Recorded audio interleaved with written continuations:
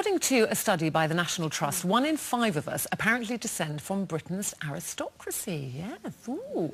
Yes, it's true. However, research into family trees also points out that while some of us may discover we're from glamorous ancestry, others will find they come from more humble beginnings and are actually related to people like the butler, the footman or the chambermaid. That will probably be me. So, ladies, have you looked into this? Have you always imagined that you were quite posh? Do you care about your roots and where you came from? I never used to. I was not interested at all. You know, I know a couple of people who spend hours on the internet looking up their ancestors and relatives and trying to plot their little family tree, and I just thought, oh, how boring. I don't care. It doesn't make any difference. But then somebody did a little family tree for me just on my mum's side, and I found out from that we are descendants of Norfolk cheesemongers. Cheesemongers.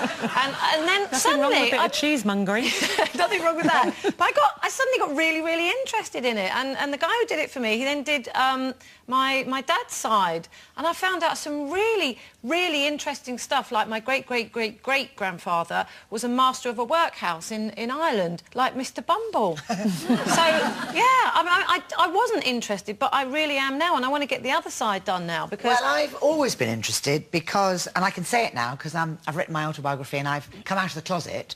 I'm adopted. No, I'm adopted. And I never did it when my parents were alive because, out of respect for them. But that's why I felt very much that there was something missing. I have to say, I didn't think I was aristocracy. I think, you know, people are either racehorses or Shetland ponies, and I was more of a Shetland pony. But I knew something was missing, and I think one of the things that I write about in the book is about being adopted is that you want to please everybody, and it gives you this drive. And I always thought through my youth, people would say I thought I was Jewish, actually, at one point. And I found out that I was Welsh Presbyterian, half American, possibly American Native Indian. So that's blown all that out the window. So I'm still discovering it all. Even over the last 20 years, I've learnt a lot and met my real mum. But you had a very loving adopted yes, family, I didn't do it because I wasn't happy, and yeah. I really think nature and nurture, it's a very interesting thing, because my parents were just amazing. I couldn't have survived the way I have with the things that have happened to me without my parents. And when I met my real mother, it's very interesting what you're expecting. I just remember standing in this airport looking for, well, I suppose I must have been looking for me.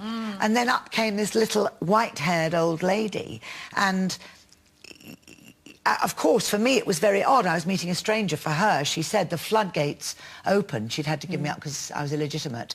Of all her maternal instincts just burst open, and I couldn't deal with that. You feel better now, though, that you yes, I do. that yes, out, I've because closed you're the keeping circle. it all to yourself. Yeah. Oh, it's amazing now. What I find fascinating about what you're saying is that you always felt like something was missing. Yeah. I didn't know my dad. I was illegitimate as well in the 60s, and I had a fantastic mum. I still have a fantastic mum and fantastic grandparents, and I didn't feel like anything was missing at all. I just didn't even go there. I mean, I didn't really have anything that triggered my imagination in terms of photos of my father. I mean, we never spoke about him, so I never really thought about it, and I thought to go there might be in some way disloyal to my mum. But later on, you know, in life, I had Beau, and then Beau was saying, why have I not got any granddads, because Paul's father passed away, and I didn't have any answers. So you know, we were watching that Who Do You Think You Are show with Kim Cattrall, and 3 years ago we'd found an address for my father, so we decided to track him down for a laugh. You know, just for a giggle, not thinking I would feel anything at all.